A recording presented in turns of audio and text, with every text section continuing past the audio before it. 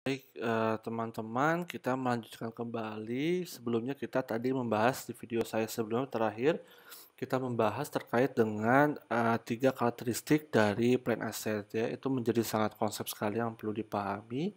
Ya, harus ada dia harus jangka panjang, harus ada physical substance digunakan untuk kegiatan operasional ya. Nah, uh, berikutnya kita akan membahas acquisitions of PPE ya. Nah, jadi di pembahasan ini kita akan melihat bahwa pembahasan ini masih membahas terkait dengan historical cost ya. Jadi most of company dia bilang use historical cost as the basis for valuing PPE. Nanti kita akan lihat relevansinya karena sekarang most of asset kita akan valuing to fair value ya in the end of our financial statement period ya. Nah, jadi memang ini menjadi tidak relevan lagi karena memang kita sudah punya pengukuran untuk fair value ya. Companies recognize properly PPE when the cost of asset can be measured reliably and it's probable the company will obtain future economic benefit ya. Nah, jadi PPE ini costnya dia harus dapat diukur secara reliable ya, dan dia harus memberikan obtain future economic benefit, harus memberikan manfaat di kemudian hari ya.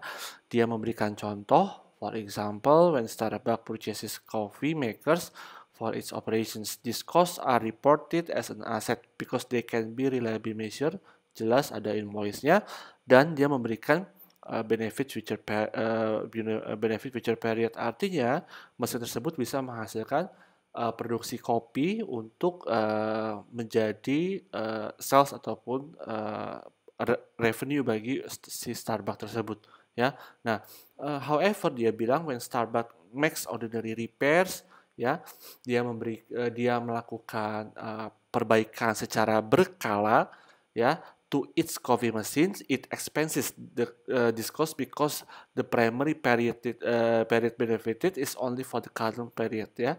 Ada perbaikan berkala yang artinya bahwa repair berkala ini akan terjadi recurring items ya, akan ada recurring maintenance ya. Kalau Anda membeli mesin kan Anda tidak mungkin melakukan maintenance hanya sekali di awal ya. Nah, dimungkinkan Anda melakukan beberapa kali maintenance sehingga nanti Anda manfaat dari future benefit periodnya dia akan putus ya, sehingga dia bilang saya highlight hijau di sini menjadi current period karena nanti Anda akan melakukan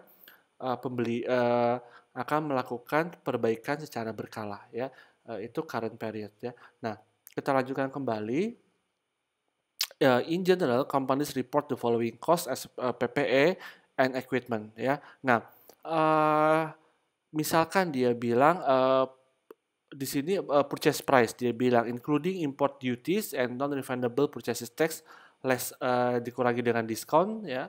For example, dia bilang British Airways indicate that aircraft are stated at fair value of consideration giving after offsetting manufacturing credit ya. Nah, jadi di sini dia memberikan contoh bahwa purchasing price including di sini ada import duty and non-refundable purchase taxes juga ikut di dalam dari purchase price ya. Jadi nanti jangan lupa bahwa item-item dari purchase price itu tidak hanya barangnya saja itu sendiri, tapi juga akan ada item-item lain yang harus menempel pada purchase price tersebut ya. Nah, companies value property plant equipment in subsequent period using either the cost method or fair value ya. Di atas tadi sudah menyebutkan ada cost method, tapi di bawah dia sudah memberikan penambahan how to measure ya. Subsequent period artinya period berikutnya using either the cost method or fair value ataupun dalam tanda kurung revaluation method ya. Nanti kita akan bahas revaluasi itu seperti apa ya. Company can apply the cost or the fair value method to all items of PPE or to single class PPE ya. Tapi most of our assets sekarang kalau bisa di measure to fair value, maka kita akan measure to fair value ya. Kemudian kita akan masuk sekarang kepada item per item dari PPE tersebut ya. Cost of land yang pertama akan kita bahas ya.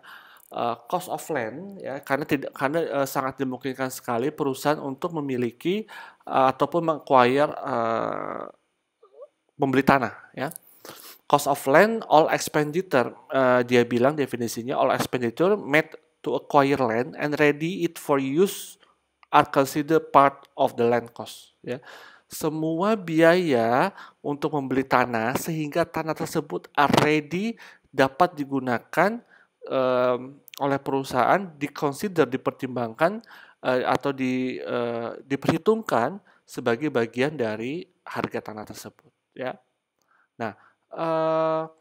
To build a new store, ini contohnya tadi, contohnya di perusahaannya katakanlah grup dari Prancis dan kemudian dari Jepang, mereka bekerja sama purchases land on which to build a new store, ya. Land cost dia bilang typically include, ya. Nanti kalau teman-teman menghadapi ujian tidak semudah itu soalnya, karena mungkin akan ditambahkan beberapa item biaya yang nanti akan menjadi jebakan nih. Kira-kira dia masuk menjadi cost of land atau dia tidak masuk dalam cost of land, ya. Nah, typically include dia bilang the purchase price pastinya, closing cost such as title to the land, attorney fee, dalam hal ini katakanlah biaya-biaya legal, ya teman-teman jangan lupa di sini ada biaya notaris dan lain sebagainya, ya. Cost incurred in getting land in condition for its intended use, such as grading, filling, draining, and clearing. Ya, bisa jadi tanah tersebut belum siap digunakan, masih ada pepohonan, tanahnya masih basah misalkan, harus ditumpuk dengan tanah yang baru lagi, ya. Segala item secara technically yang membuat tanah tersebut tidak bisa digunakan dan kita harus melakukan aktivitas tambahan such as grading, filling, draining, and then clearing, maka itu masuk menjadi land of cost, ya. Berikutnya ada some sums of any liens, mortgage, or encumbrances on the property, ya. Jangan lupakan pajak di dalamnya, any additional land improvement that have indefinite life, ya. Biaya-biaya lain untuk membuat land improvement tadi, ya, itu masuk semua kepada land of cost, ya. Nah, ini menjadi jadi sekarang teman-teman sudah bisa mendefine ya bahwa land of cost is not literally just purchasing price, ya. You should add another price such as closing cost, ada attorney fee, cost incurred in getting land such as grading, filling, bla bla bla, ya. Nah, itu menjadi sum of item yang harus ditambahkan pada land of cost, ya. Nah, ini ada lagi katakanlah suatu case di mana for example dia bilang when Ion purchases land, ya, for the purpose of constructing a building, it consider all costs incurred up to the excavation for the new building as land cost, ya. Removal of old buildings, ya. Removal of old buildings, clearing, grading, and filling is a land of cost because this activity is necessary to get the land in condition for its intended purpose, ya. Ini kasusnya menjadi sedikit lebih berbeda lagi kalau tadi cuma ada tanaman di atas tanah tersebut atau tanah tersebut belum siap untuk digunakan, maka sekarang case-nya akan ada gedung lama di atas tanah yang mau saya beli, ya. Gedung lama ataupun bangunan lama di atas tanah yang mau saya beli. So, removal of old building, ya. Clearing, grading, and filling is land of cost because this activity is necessary. Jadi kita punya conclusion akhir bahwa, sir, bagaimana kalau saya punya bangunan lama yang sebetulnya saya tidak butuh bangunannya karena saya hanya mau beli tanahnya, ya. So we are going to include that removal of old building cost into our land of cost, ya. Nah, itu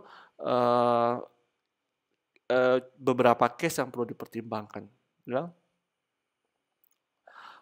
Also dia bilang Ion also might incur, dia mungkin dapat mengalami special assessment for local improvement, ya, such as pavement, street light, ya, sewer, and drainage system issue charge this cost to the land account because they are relatively permanent in nature. Ya, tadi saya sampai di poin nomor 5 ya, improvement tadi bentuknya tadi ternyata ada di sini, ya. Apa saja improvementnya, ya?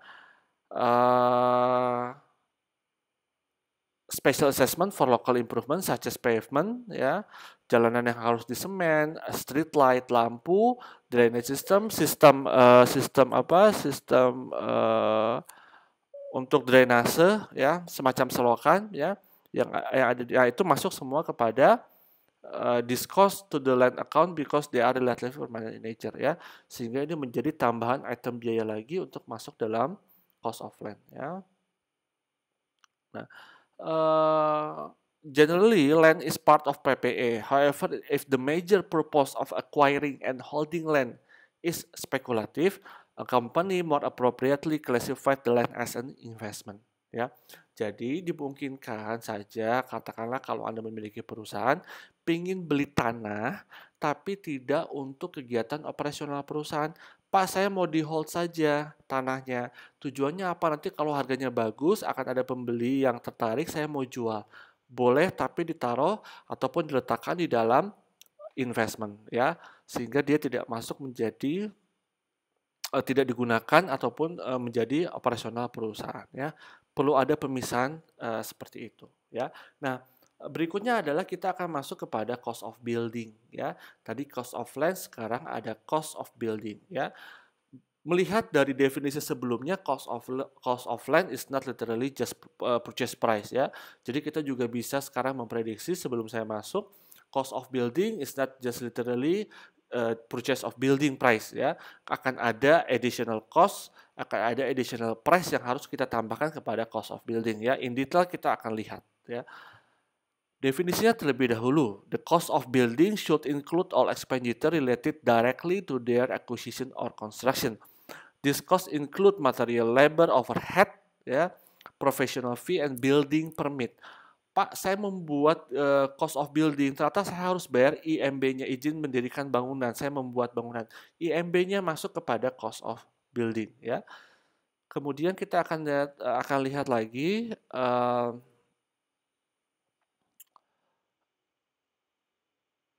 contohnya di sini tadi sebetulnya sudah disampaikan sedikit di atas. But how should company account for an old building that is on the site of a newly proposed building? Ya, ada bangunan lama yang di atas tanah yang akan didirikan bangunan baru. Ya, recall itu karena kita sudah pernah membahas di atasnya, that if company purchases land with an old building on it, then the cost of demolition less its residual demolition, penghancuran, less its residual value is a cost getting the land ready for intended use ya, rather than to new building. New buildingnya sudah saya highlight merah ya. Jadi kalau ada an old building ya di atas tanah yang akan Anda bangun untuk membuat bangunan baru, maka itu sebaiknya menjadi cost of land ya, rather than to the new building ya.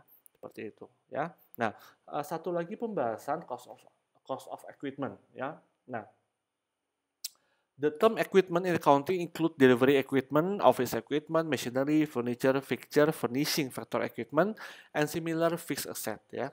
Nah, masalahnya adalah tidak semua aset itu bisa kita beli langsung bisa jalan ya. Beberapa item, beberapa equipment itu membutuhkan kondisi yang berbeda ya. Katakanlah ternyata aset tersebut harus didatangkan dari negara lain ya. Pada saat didatangkan dari negara lain, jangan lupa teman-teman ada freight cost ya, ada freight cost, ada pajak ya. Kemudian teman-teman juga jangan lupa intinya adalah sampai dengan equipment tersebut dapat digunakan for intended use ya. Nah, Pak, bagaimana kalau ternyata untuk menjalankan equipment tersebut saya membutuhkan tenaga ahli yang didatangkan dari negaranya ya, maka itu masuk dalam cost of equipment.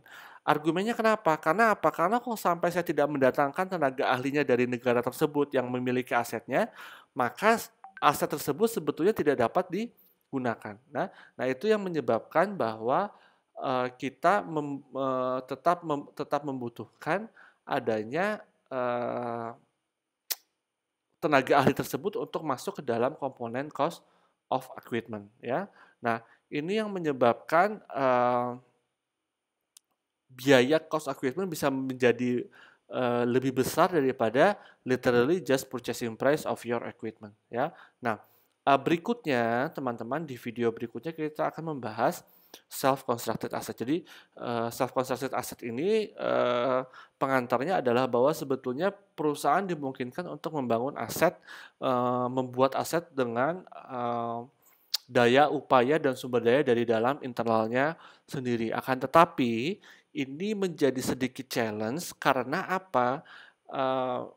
Kalau teman-teman tadi ingat di atas saya recall ada measured reliably, harus dapat diukur secara reliable. Nah, pada saat membuat aset sendiri, maka kita akan sedikit challenge bahwa ternyata harga purchasing price-nya nggak ada. Ya, kenapa tidak ada? Karena dia self constructed asset.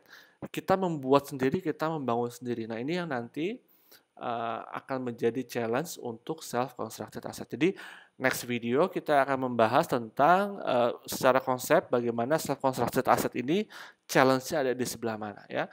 Jadi teman-teman tetap kita move ke video berikutnya. Oke.